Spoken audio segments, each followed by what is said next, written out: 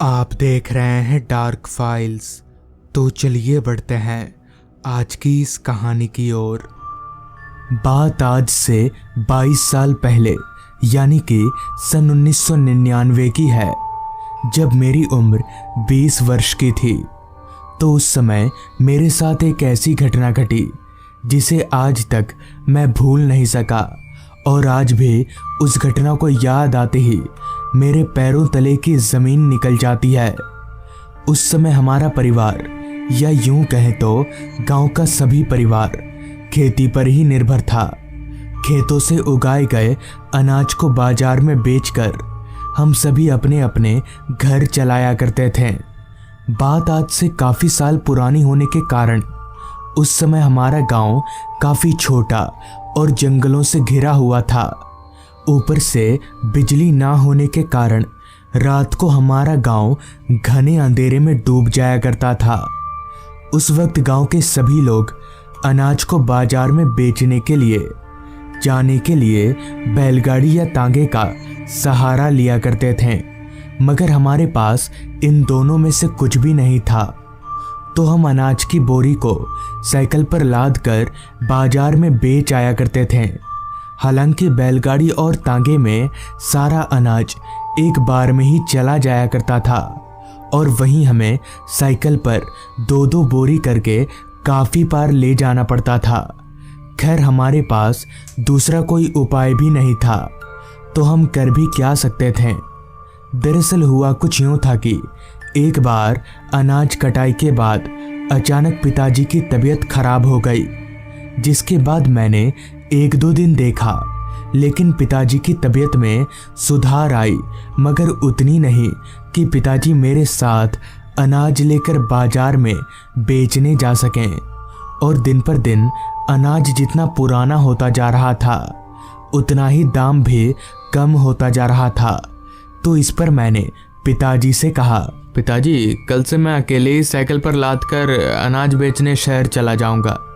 जिस पर पिताजी ने कहा, तू अकेले जा पाएगा? फिर मेरे काफ़ी समझाने पर पिताजी ने मुझे अकेले जाने की परमिशन दे दी। जिसके बाद अगले दिन ठीक सुबह 8 बजे मैं साइकिल लेकर अनाज लाद कर शहर जाने के लिए निकल गया। हमारे गांव से शहर करीब 1 घंटे का सफ़र था, लेकिन मैं अभी साइकिल पर 2 बोरी अनाज होने के कारण मैं साइकिल को धक्का देकर ले जाने वाला हूँ। तो मुझे अभी शहर जाने में लगभग 2 घंटे का समय लगेगा। खैर, साइकिल धक्का लगाकर ठीक सुबह 10 बजे मैं शहर की मंडी में पहुंचा और अनाज बेचकर दोपहर के 1 बजे तक वापस अपने घर पहुंच गया। मगर अभी भी अनाज की काफ़ी बोरी मेरे घर पर पड़ी थी।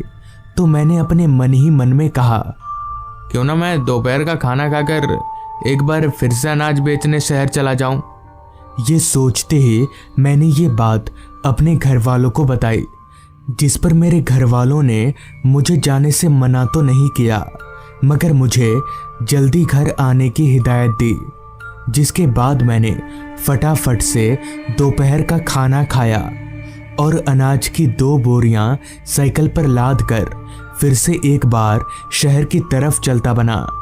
मैं जब घर से निकला तो इस बार वक्त हो रहा था दोपहर के 3:30 बजे का, मगर ठंड का मौसम होने के कारण 3:30 बजे ही सूरज की किरणें काफ़ी कम हो गई थीं। खैर, मैं फटाफट से साइकिल धक्का देकर शाम के 5:30 बजे तक शहर पहुंचा, मगर इस बार अनाज बेचने की काफ़ी लंबी कतार लगी थी।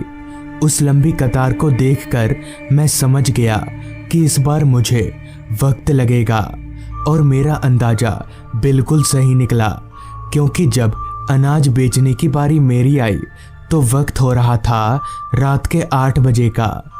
जिसके बाद मैंने फटाफट से अनाज बेचा और अपना साइकिल लेकर घर की तरफ चलता बना। उस समय रात के 8:30 बजना, यानी काफ़ी रात, और ऊपर से ठंड का मौसम होने के कारण रास्ते पर मेरे अलावा मुझे दूर दूर तक और कोई भी दिखाई नहीं पड़ रहा था। और भला ऐसा हो भी क्यों ना, कौन इतनी ठंड में इतनी रात गए बाहर निकलेगा। हमारे गांव में तो लोग अंधेरा होने के बाद ही सो जाया करते हैं। रास्ता पूरी तरह से अंधेरे में डूबा हुआ था। रोशनी का एकमात्र जरिया जो चांद थी, उसकी भी रोशनी रास्ते के किनारे घने जंगल होने के कारण रास्ते तक पहुंच नहीं पा रही थी। भला तो हो इस बात का कि मैं अपने साथ एक टॉर्च लेकर आया था, जो अब इस घने अंधेरे में काफ़ी काम आने वाली है। तो मैंने अपना टॉर्च निकाल कर जलाया, तो मेरे टॉर्च जलाते ही घने अंधेरे ने मेरे टॉर्च की रोशनी को चारों तरफ से घेर लिया। मानो मेरी टॉर्च की रोशनी उस अंधेरे के सामने ना के बराबर मालूम पड़ रही थी। उस रास्ते पर कोहरा इतना छाया हुआ था कि टॉर्च की हल्की रोशनी में जितना भी दिख रहा था वो कोहरे के आगे धुंधला धुंधला। खैर, इतने वीरान रास्ते को देखकर मैं और जोर जोर से साइकिल की पैडल मारने लगा। एक तो इतना वीरान रास्ता, ऊपर से बीच बीच में आ रही रात कीड़ों की आवाज़ें एक ऐसे डर का अनुभव करा रही थी जिसे मैं अपने लफ्ज़ों में बयां नहीं कर सकता। खैर, अभी मैं आगे बढ़ ही रहा था कि तभी पता नहीं कहां से अचानक मेरे सामने एक आदमी आ खड़ा हुआ। तो अचानक उस आदमी को अपने आगे देखकर मैंने झट से ब्रेक दबाया, तो मेरी साइकिल घसीटती हुई बिल्कुल उस आदमी के आगे रुकी, जिस पर मैंने चिल्लाते हुए उस आदमी से कहा, भाई साहब, आपको दिखाई नहीं देता क्या? मगर मेरे इस सवाल का उस आदमी ने कोई जवाब नहीं दिया। वो आदमी काफ़ी लंबा था और उसने अपने पूरे शरीर को चादर से ढक रखा था। उस आदमी से कोई जवाब ना पाकर मैंने दोबारा उस आदमी से कहा, आपको दिखाई के साथ साथ सुनाई भी नहीं देता क्या? हटिए रास्ते से। मेरे ये बोलने के बावजूद भी ना तो वो आदमी कुछ बोला और ना ही रास्ते से हटा।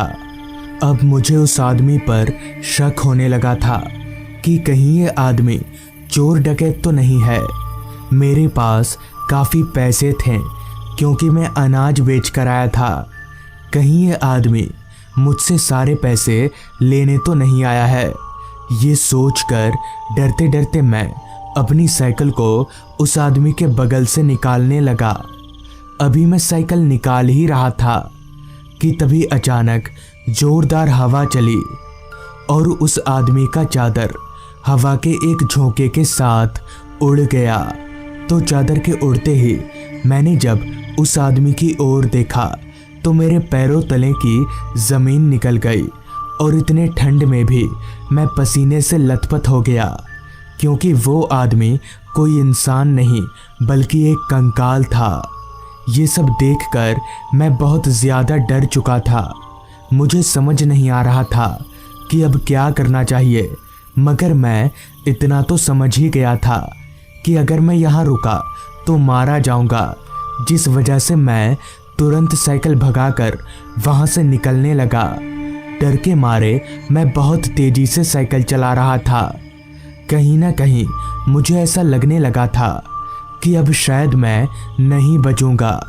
अभी मैं साइकिल चला ही रहा था कि तभी मुझे मेरी साइकिल पर डबल लोड का वज़न महसूस होने लगा। मैं तुरंत पीछे मुड़ा, मगर मेरे पीछे कोई नहीं था।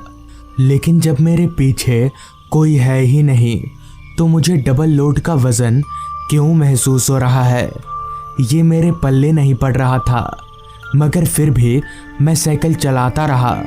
अभी मैं साइकिल चला ही रहा था कि तभी मुझे मेरे कंधे पर किसी का हाथ महसूस हुआ।